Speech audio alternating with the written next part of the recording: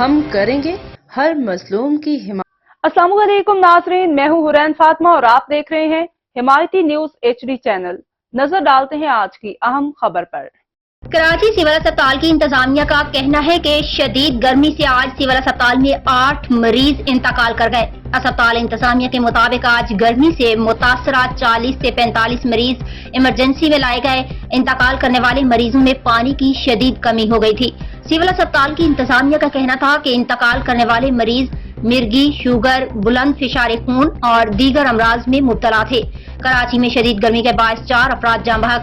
دوسری جانب محکمہ موسمیات کی جانب سے بھی کراچی میں مزید 2 روز تک شدید گرمی کی پیشگوئی کر دی گئی ہے۔ شدید گرمی کے پیش نظر ماہرین صحت نے شہریوں کو دھوپ میں باہر نہ نکلنے، پانی کی زیادہ استعمال اور ہلکے رنگ کے ڈھیلے ڈھالے کپڑے پہننے کی ہدایت کی ہے۔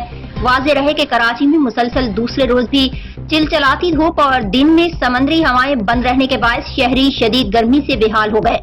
اب تک کے لیے اتنا ہی۔ مزید خبروں اور اپڈیٹ سے باخبر رہنے کے لیے دیکھتے رہیں حمایتی نیوز HD چینل۔